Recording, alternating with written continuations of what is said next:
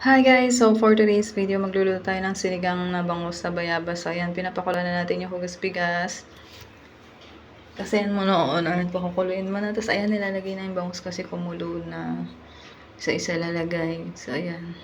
So nakabili pala nagpapili pala si Dave. Meron dito kasi sa palengke dito may nabibiling yung puro gitna lang ng bangus tapos puro taba. Yun. Syempre mas mahal konti kasi puro taba, 'di ba? Tapos kasi kaya naman masarap sa bangus. So may nabibili sa palengke na ganyan. So, ayan, nilagay na rin yung sitaw kasi yan yung mas matigas na gulay, mas matagal maluto, sabay na silang maluluto ng bangus. Pakuluin lang isa, tapos nilagay na rin yung ibang gulay kasi mabilis lang naman maluto yan. Nilagay na rin yung talong tsaka okra. So, kukuluin lang din yan. Mabilis lang naman maluto ang gulay. Sabay-sabay na sila maluluto ng isda. Kasi yung bangus naman madali lang maluto yan. So, ayan, kulong-kulo na. Ilalagay na rin natin yung talbos ng kamote. So, meron kaming talbos ng kamote. Yan yung ilalagay namin.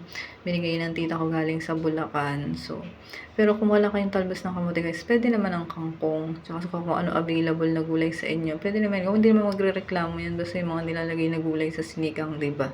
Ito naman pag nagluluto, depende naman sa inyo yan kung anong available na gulay. So, ayan, hintayin lang natin maluto yung talbos ng kamote. Saglit lang yan. Isang kulo lang din, maluluto na din yan. Tapos nalagay na yung sili. Syempre, mamalab yung sili sa sinigang pangpaganang kumain yan, diba? Tapos gagawa tayo ng, depende sa inyo kung patis o bagoong. Pero ngayon dito, ang partner natin dito ay bagoong. Tapos ayun yung aso namin nakaabang na sa pagkain kasi favorite niya yung sinigang na bayabas sa yung bangus. Favorite niya yung bangus, ganun. So, ayan na yung ating sinigang na bangus sa bayabas. So, ayan, naglagay na kami ng sausawan na bagoong. Tapos may sili. O, diba? Sarap ng kain pag ganyan. So, ayan na. Kain na tayo. Ayan na. Pinipili na yung mga taba.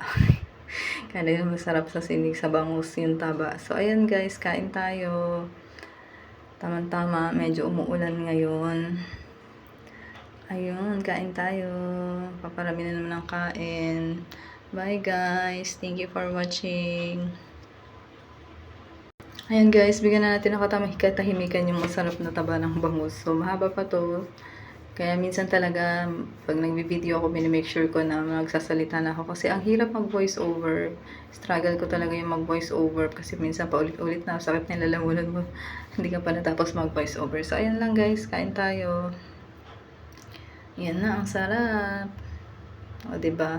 Rice is life. So, kain tayo. Paulit-ulit na kain kasi nga iniingit ko kayo.